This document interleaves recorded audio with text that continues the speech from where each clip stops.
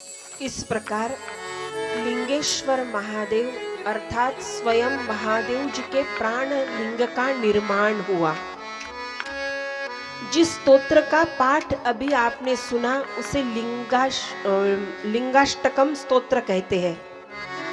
और जिस भक्त को महादेव जी के अत्यंतिक प्रिय भक्त में मेरी गिनती हो जाए ऐसे लगता है तो वो भक्त महादेव जी के इस लिंगाष्टकम स्तोत्र का पाठ करता है दिन में एक बार नहाने के पश्चात। अब जिस दिन ये प्रसंग घटित हुआ उस तिथि का नाम था शिवरात्रि। और इसीलिए महादेव जी कहते हैं कि आज की जो तिथि है शिवरात्रि वो तिथि मेरी तिथि रहेगी। इसीलिए हर महीने में एक बार तिथि आती है शिवरात्रि, अमावस के पहले दिन या 2 दिन या अमावस के मतलब 1-2 दिन का अमावस के बीच में फर्क रहता है। तो ऐसे हर महीने में शिवरात्रि आती है। तो महादेव जी कहते हैं जिस दिन ये प्रसंग का निर्माण हुआ उस दिन का तो संदर्भ महादेव जी ने शिव महापुराण में महाशिवरात्रि के नाम से किया है। हाँ, उस दिन का उल्लेख तो महाशिवरात्रि के नाम से किया है। जिस महाशिवरात्रि का पावन पर्व हम भी मनाते हैं, हाँ, वो महाशिवरात्रि।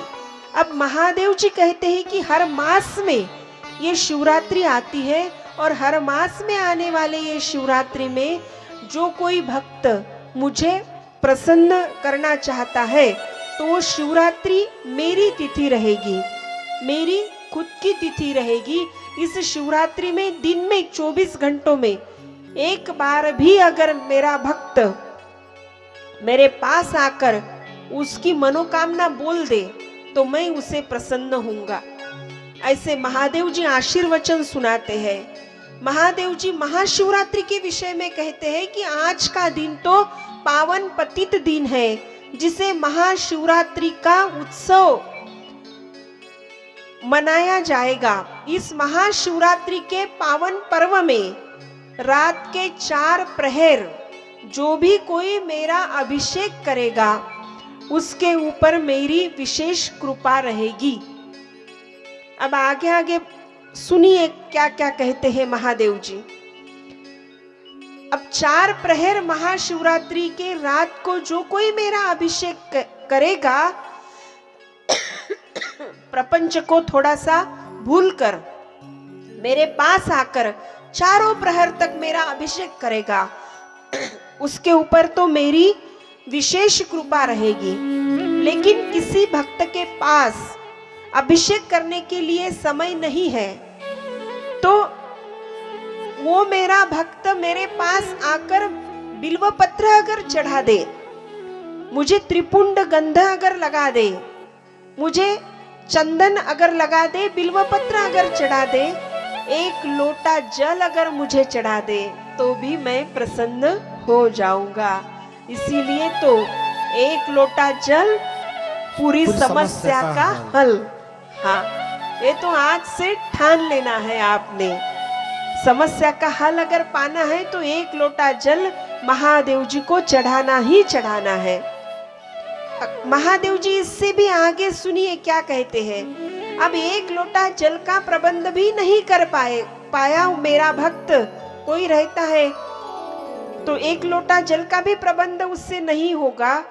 अगर बिल्व पत्र का भी प्रबंध उससे नहीं होगा, चंदन गंध भस्म उसका भी प्रबंध उससे नहीं होगा, तो खाली वो मेरे दर पे आए, हाँ, मेरे मंदिर में आए और बस मुझे ये कह दे कि भगवान श्री भोलेनाथ मैं तो आपका हूँ और आप मेरे हैं। बस मैं तो आज तक हारा ही हारा हूँ।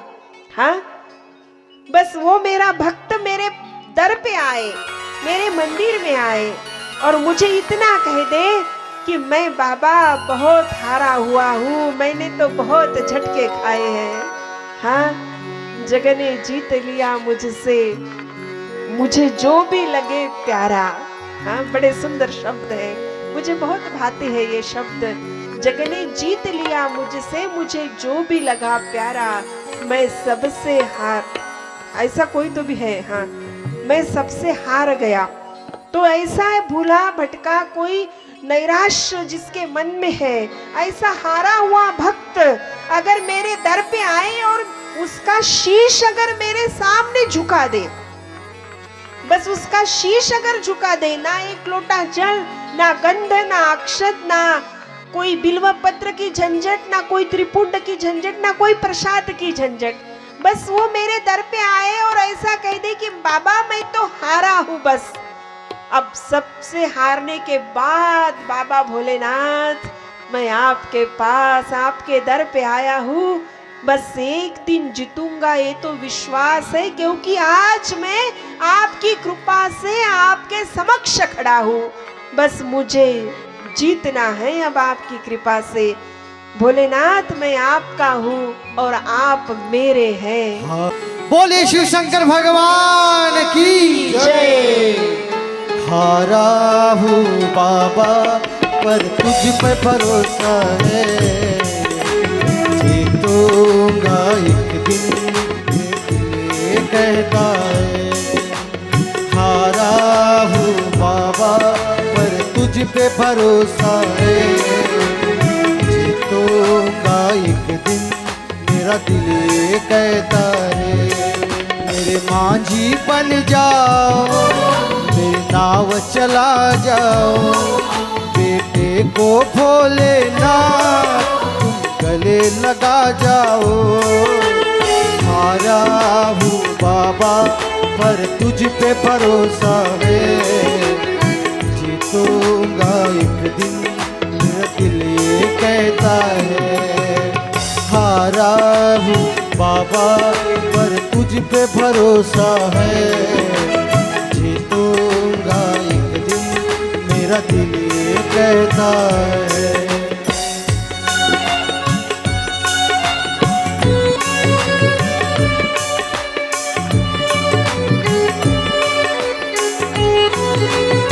जय हो।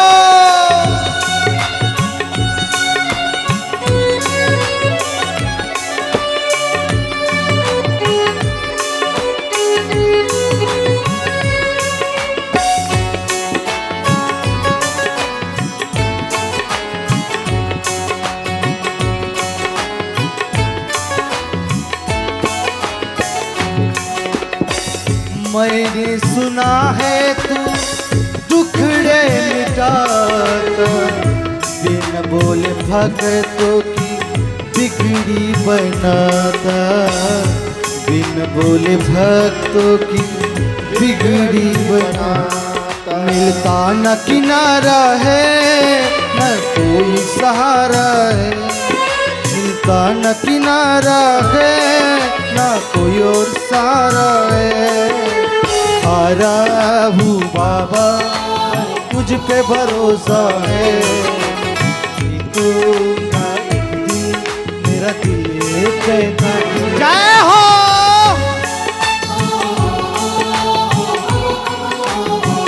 हरि बोल।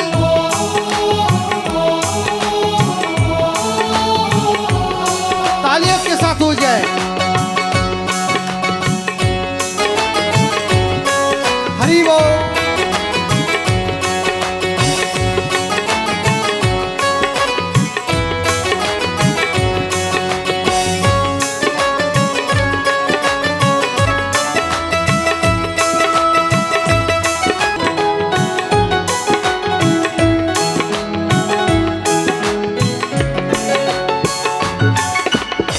तुमसे ही जीवन मेरा वो भोले बाबा, कैसे चलेगा समझ न आता, कैसे चलेगा समझ न आता। तुम धीर बंधाते हो तो सांसें चलती है, तुम धीर बंधाते हो तो सांसें चलती है।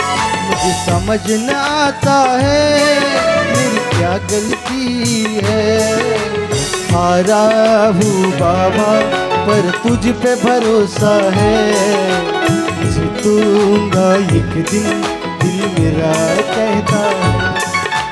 हारा हूँ बाबा पर तुझ पे भरोसा है, जीतूंगा एक दिन मेरा दिल ये कहता है। हरि बोल, तालियों के साथ।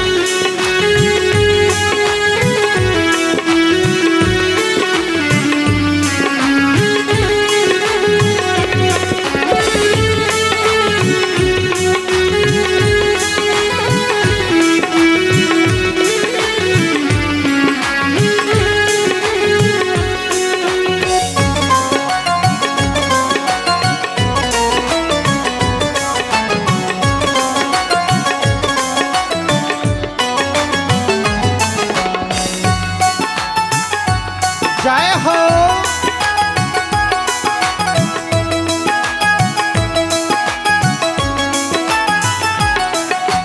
हारे हारे हारे, हारों के सहारे, हारे हारे हारे, हारों के सहारे।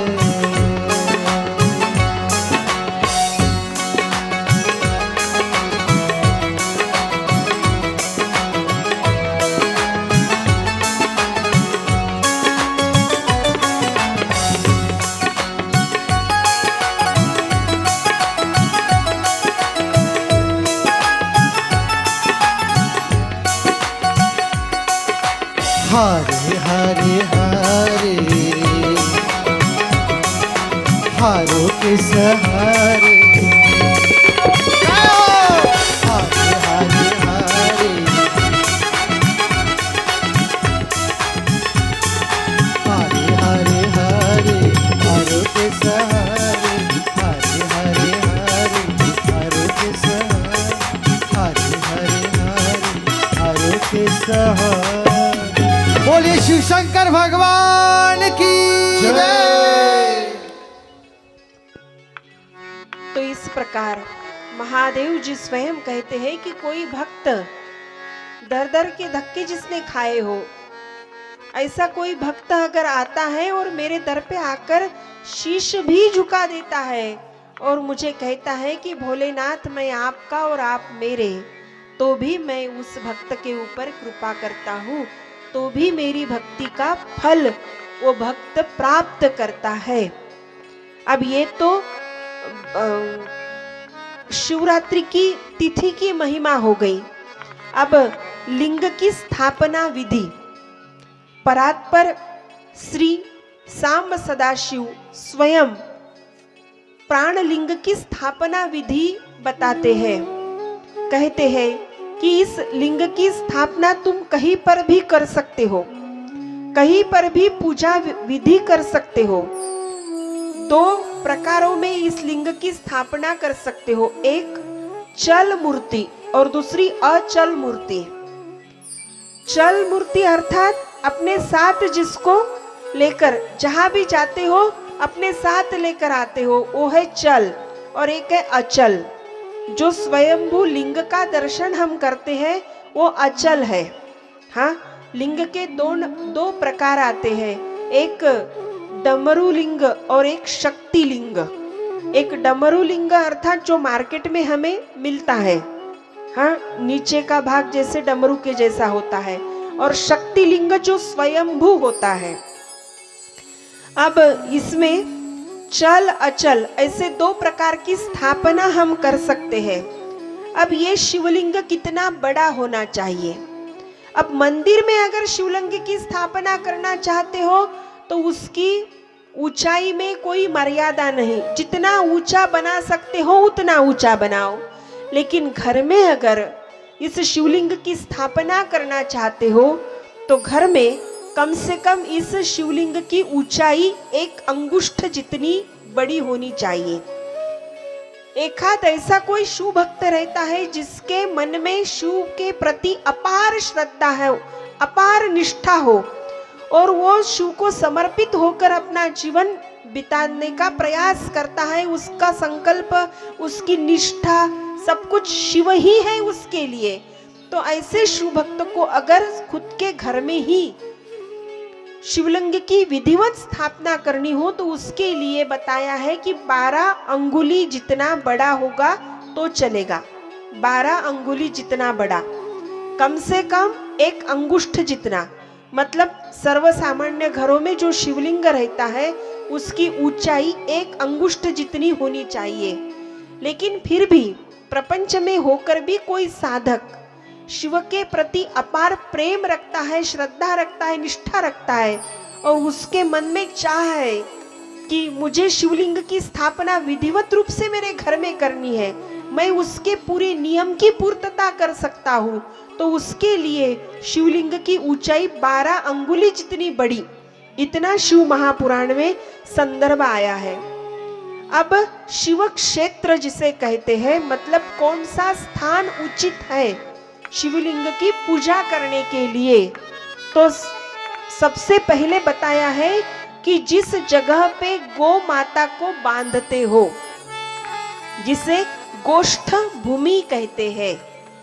श्रावण महीने में अगर किसी को उचित मनोवांछित फल की प्राप्ति के लिए महीने भर का अगर अनुष्ठान करना हो सावन मास में, तो गोष्ठ भूमि जहाँ पर हम गौ माता को बांधते हैं, जिसे हम गाय का गोठा कहते हैं, वहां पर हम शिवलिंग की स्थापना करके 1 मास का अनुष्ठान कर सकते हैं।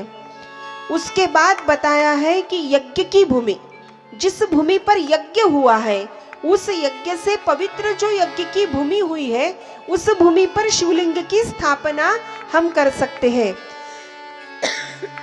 उसके बाद कहा है कि बिल्व वृक्ष के नीचे, तुलसी वृक्ष के नीचे और पीपल के वृक्ष के नीचे हम शिवलिंग की स्थापना करके विधिवत पूजन कर सकते हैं।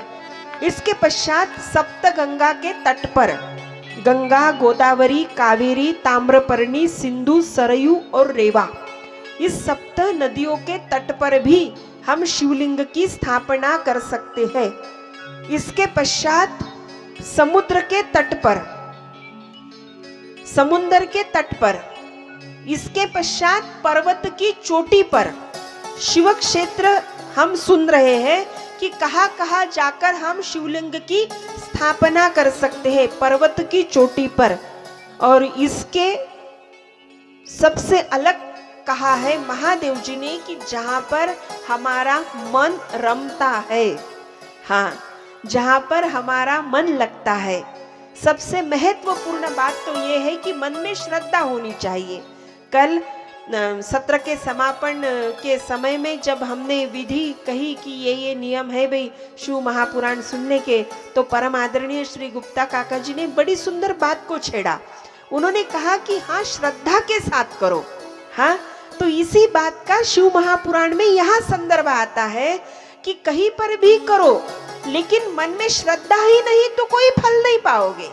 हाँ, मन में श्रद्धा होनी चाहिए, मन में विश्वास होना चाहिए। जिस श्रद्धा की प्रतीक है माँ पार्वती जी, और जिस विश्वास के प्रतीक है स्वयंभू भोलेनाथ श्री शिव जी, तो श्रद्धा और विश्वास का होना जरूरी है।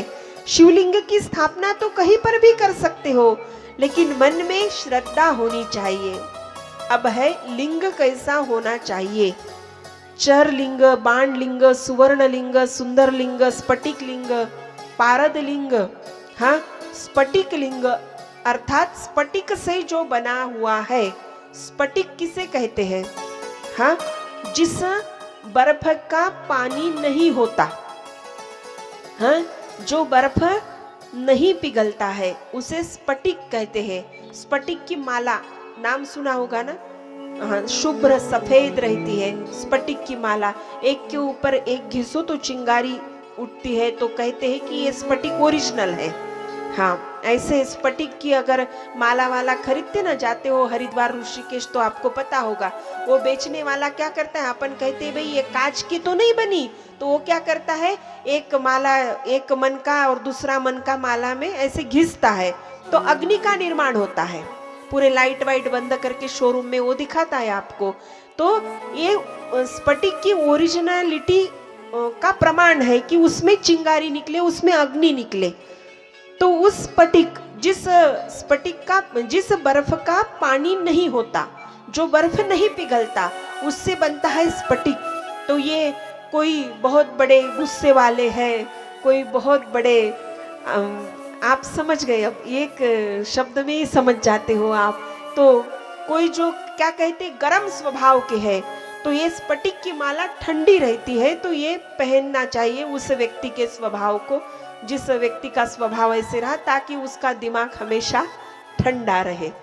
तो ये स्फटिक का भी शिवलिंग निर्माण होता है, तो इसकी भी पूजा कर सकते हो आप। इसके आगे कहा है पारद का शिवलिंग। पारद अर्थात पारा, जिसे शिव जी का तेज कहा जाता है। तो ये पारा हाथ में अगर लेते हो तो हाथ में नहीं उठा सकते, छूट जाता है हाथ से। लेकिन फिर भी इससे कोई विशेषज्ञ ऐसे है, कोई मर्मज्ञ ऐसे है कि उस पारे से शिवलिंग का निर्माण करते हैं। तो पारद का शिवलिंग, इसकी भी पूजा आप कर सकते हो। बहुत छोटा बनता है, कैरेट के अनुसार, ग्राम के अनुसार उसका रहता है, राशि के अनुसार। तो कोई मर्मज्ञ के पास से जानकारी के साथ सब कुछ करना। मैंने कहा कि बस क्रोसिन लेना है तो ले ली क्रोसिन, ऐसे मत करना। हाँ, तो नहीं, ये लिंग तक तो ठीक है, लेकिन अगर पारद का शिवलिंग बनवाना हो तो हाँ, तो इसके पश्चात आता है पार्थिव लिंग। अब कलयुग में सबसे ज्यादा महिमा बताई है पार्थिव लिंग की। अब पार्थिव लिंग यानी जो लिंग मिट्टी का बना होता है। हाँ, सतयुग में रत्न के लिंग की महिमा, त्रेता युग में सुवर्ण के लिंग की महिमा, अर्थात जो सुवर्ण से बना हुआ हो। द्वापर में पारद के शिवलिंग की महिमा और कलयुग में पार्थिव के लिंग की महिमा। तो पार्थिव अर्थात मिट्टी, हाँ, माटी, और माटी का शिवलिंग। आपने सुना होगा, कोई एक आध बहुत बड़े व्यक्ति शांत होते हैं तो ऐसे न्यूज में बोलते हैं ना, उनका पार्थिव यहाँ पर लाया, उनका पार्थिव अब एयरपोर्ट पर पहुंचा, उनका पार्थिव अंतिम दर्शन के लिए रखा। तो पार्थिव अर्थात जिस शरीर में जान नहीं है, वो शरीर मिट्टी के समान है, इसीलिए पार्थिव। और वही पार्थिव अर्थात माटी, मिट्टी, और उसी मिट्टी से जो शिवलिंग का निर्माण करके विधिवत शिवलिंग की पूजा करता है शिव भक्त, महादेव जी स्वयं कहते हैं कि उसके ऊपर मेरी बड़ी विशेष कृपा रहती है। हाँ, हम तो चांदी के बनाते हैं, चांदी के, सोने के, क्या क्या करते हैं, लेकिन यहाँ पे बताओ कितना आसान बताया है हमने ना। जो बातें आसान है वो बहुत कठिन करके रखी है। ऐसा करो फिर ऐसा होगा, ऐसा करो फिर वैसा होगा। यहाँ पर बताया कि मिट्टी का, बस मिट्टी पवित्र होनी चाहिए, मिट्टी कोई गंदी स्थान की नहीं होनी चाहिए, मिट्टी पवित्र स्थान की। हमारे खेती की मिट्टी चलेगी, नदी के तट पर जो रेत रहती है, नदी के तट पर जो मिट्टी रहती है वो चलेगी। हाँ, गंदे स्थान पर की नहीं, अपवित्र स्थानों पर की मिट्टी नहीं चाहिए। जैसे ही मिट्टी घर पे लाते हो तो बस अपने घर पे अपने घर पे गंगा जल अगर हो, जमुना मैया का जल हो, सरयू मैया का जल हो, तो क्या करना है, जैसे ही आप मिट्टी लाते हो शिवलिंग बनाने के लिए, तो तुरंत एक क्षण पश्चात गंगा जल को उसके ऊपर छिटक दो, ताकि वो मिट्टी पवित्र हो जाए। अब गंगा जल नहीं है, जमुना का जल नहीं है, सरयू मैया का जल नहीं है, तो क्या करोगे, पानी में इत्र डालकर, इत्र समझते हो ना, हाँ, पानी में इत्र डालकर, परफ्यूम डिओड्रेंट की बात नहीं हो रही, हाँ, इत्र बोलते हैं उसे। हाँ, नहीं तो अपने पास तो हर बात की पर्याय व्यवस्था है। हाँ, हर बात की पर्याय व्यवस्था ढूंढ ही लेते हैं हम। तो इस प्रकार इत्र जो भगवान की पूजा सामग्री में आता है, वो इत्र जल में छिटो, थोड़ा सा छिटक दो और वो इत्र के साथ बना हुआ सुगंधित जल उस मिट्टी के ऊपर छिटक दो। अब जल इत्र भी नहीं है तो दूध, जो हर किसी के किचन में रसोई में रहता है वो दूध, दूध भी नहीं है तो बिल्व पत्र, बिल्व पत्र भी नहीं है तो पीपल का पत्र। बताओ कितना आसान कहा है, हाँ। और इसी प्रकार उस मिट्टी को सबसे पहले पवित्र बनाओ, बाद में 6 दिन बाद, हफ्ते भर बाद, जितने दिन रखना है उस मिट्टी को आप रख सकते हो, लेकिन सबसे पहले उसे पवित्र बनाना है। अब आपको शिवलिंग का निर्माण करना है उस माटी से, तो क्या करोगे? अगर आपको कल पूजा करनी है, कल अनुष्ठान करना है, कल शिवलिंग का निर्माण करना है, तो आपको क्या करना है? आज ही हमारे घर के रसोई में, हमारे घर के किचन में जो पनिंडा होता है, जहां पर हम पानी पीने के पानी के बर्तन जहां पर रखते हैं, उस पनिंडे के पास अन्नपूर्णा माता का निवास होता है। और इसीलिए कहते हैं कि शाम को उस पनिंडे के पास दिया जलाना चाहिए। पितरों का वास रहता है वहां पर रसोई में, हमारे किचन में। तो इसीलिए तो पूरा घर अस्ता व्यस्त हुआ तो चलेगा, लेकिन रसोई साफ सुथरी होनी चाहिए। हाँ, हमारा पूरा उल्टा है, पूरा पसारा बिछा के रख देंगे रसोई में और पूरा हॉल शानदार बना के बैठेंगे, हाँ, जबकि हॉल में कोई देवता नहीं वास करती, हॉल में खाली अपने मेहमान वास करते हैं।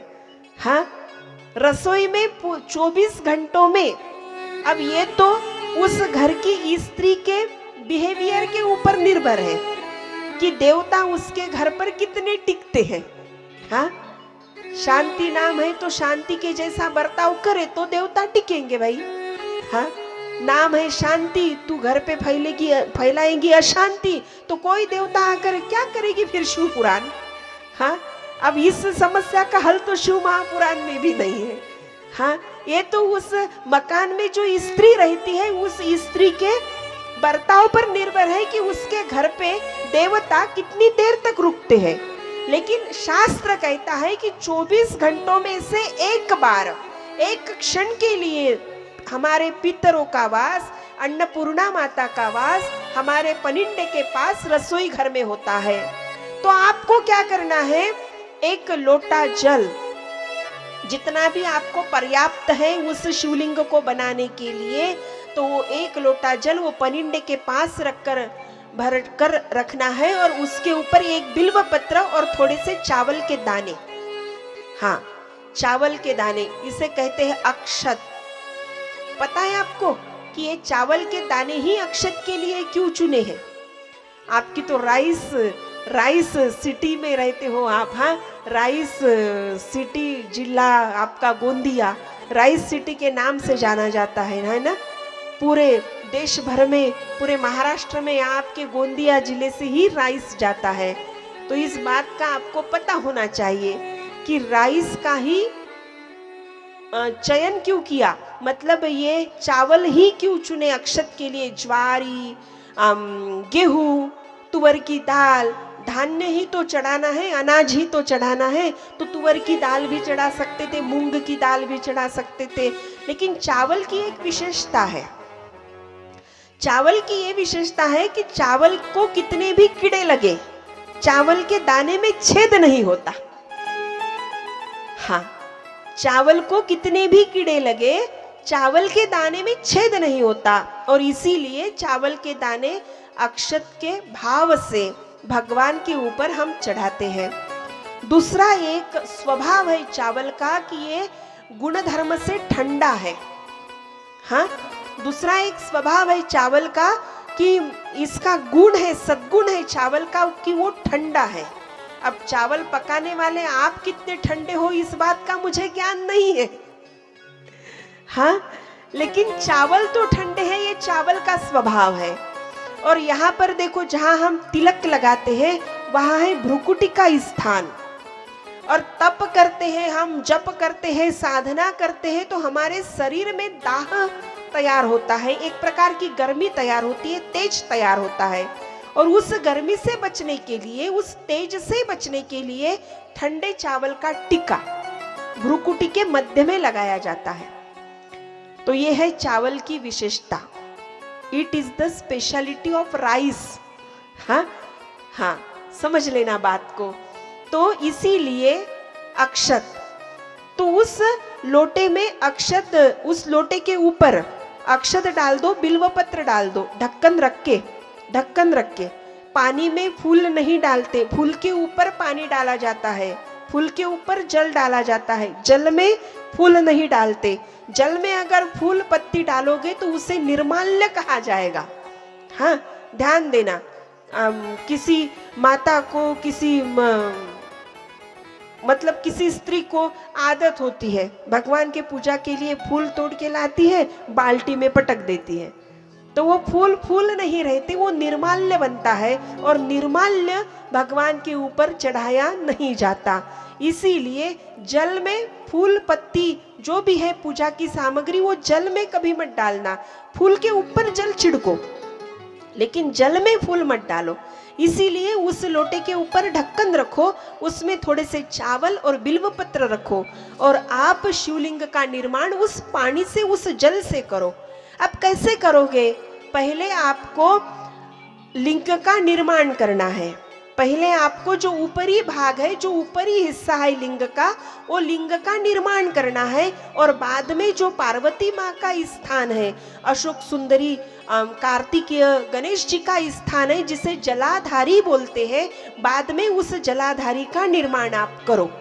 अगर घर में करते हो लिंग का निर्माण पूजा के लिए, तो उसके ऊपर नाग देवता नहीं भी करे तो भी चलेगा, और नंदी का तो निर्माण करना ही करना है। और शिव महापुराण तो उसी शिवलिंग, शिव परिवार तो उसी शिवलिंग के ऊपर विराजता है। इसीलिए उस परिवार के कोई सदस्य का अलग निर्माण करने की जरूरत नहीं है। इसी प्रकार शिवलिंग का निर्माण करो। जिस प्रकार नदियों में गंगा, मंत्र में ओमकार, वर्ण में ब्राह्मण, नगर में काशी, व्रत में शिवरात्रि, उसी प्रकार सभी लिंगों में पार्थिव लिंग का अनन्यतम महत्व यहाँ पर स्वयं महादेव जी कहते हैं। और इसीलिए अनुष्ठान करना है पार्थिव लिंग का। सबसे बड़ा महत्व है पार्थिव लिंग का। आपके मंदिर में, आपके घर में पीतल की है, ज्यादातर पाई जाती है पीतल की। हाँ, तो अब है तो है, लेकिन अब आज के बाद अगर खरीदना है शिवलिंग, तो किसी तीर्थ पर जाते हैं तो शिवलिंग खरीद कर लाते हैं। तो शिवलिंग खरीदना है तो पाषाण की ही खरीदे, ना पीतल की ना तांबे की, पाषाण की ही खरीदे।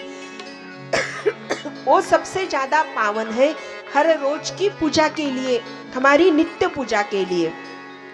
और एक बात महादेव जी कहते हैं कि आप कोई भी तीर्थ स्थल पर जाओ, आप किसी भी देवता की पूजा करो, अगर मेरी पूजा नहीं करते हो तो सब कुछ व्यर्थ। हाँ, शिव पंचायतन जिसे हम कहते हैं, महादेव जी, माता दुर्गा जी, माता अंबिका जी, माता उमा जी, उसके बाद श्री गणेश जी, उसके बाद श्री सूर्य भगवान, शिव पंचायतन जिसकी पूजा हर घर में की जाती है। तो इसीलिए यहाँ पर कहते हैं कि आप कितनी भी यात्रा करें, आप कितने भी तीर्थस्थल पर जाए, आप कितना भी पूजा पाठ करें, लेकिन मेरी पूजा नहीं की, शिव की पूजा अगर नहीं की तो पूरी पूजा व्यर्थ जाएगी। इसीलिए आदिनाथ गुरु सकल सिद्धांसा। हाँ, सबसे पहले कौन आता है? सबसे पहले महादेव आते हैं। सबसे पहले महादेव जी आते हैं। इसके पश्चात महादेव जी के मुखारविंद से प्रणव के महामंत्र का निर्माण हुआ। अब महादेव जी कहते हैं कि ये प्रणव अर्थात मेरा ही रूप है, शब्द के रूप से। ओम मंगलम ओंकार मंगलम, ओम ओंकार मंगलम, सोममंगलं सारधारमंगलम् ओंकारमंगलम् ओममंगलम् ओंकारमंगलम् ओममंगलम् ओंकारमंगलम् सोममंगलं सारधारमंगलम् ओंकारमंगलम्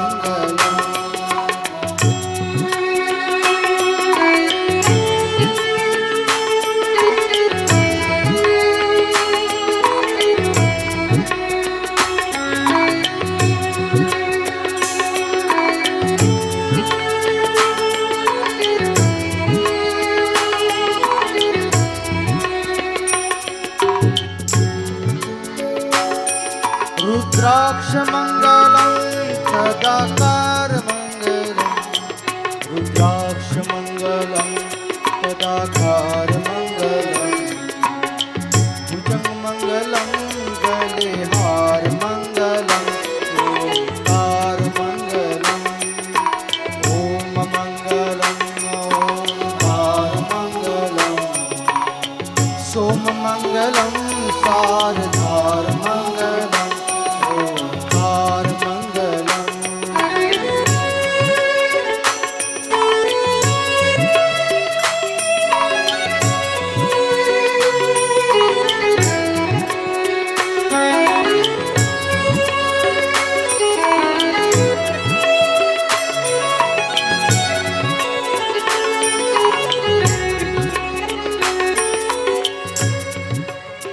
त्रिशूलमंगलं शृंगारमंगलम्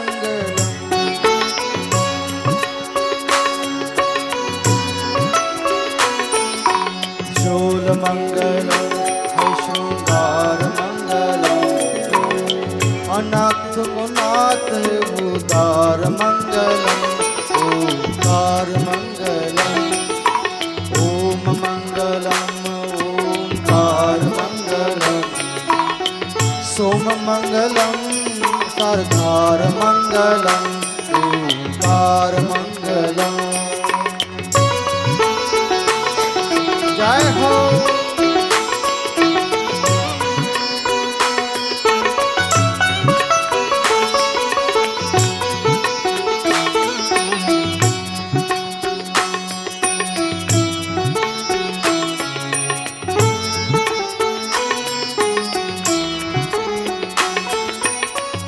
तू ही है एक तारमंगलम तू ही है एक एकाकार मंगलम पशुपतिनाथ नंदीश्वर मंगलम ओंकार मंगलम ओम मंगलम ओंकार मंगलम सोम मंगलम सारधार मंगलम ओंकार मंगलम ओम मंगलम ओंकार मंगलम सोम मंगलम सारधार मंगलम ओंकार मंगलम ओम मंगलम ओंकार मंगलम सोम मंगलम सार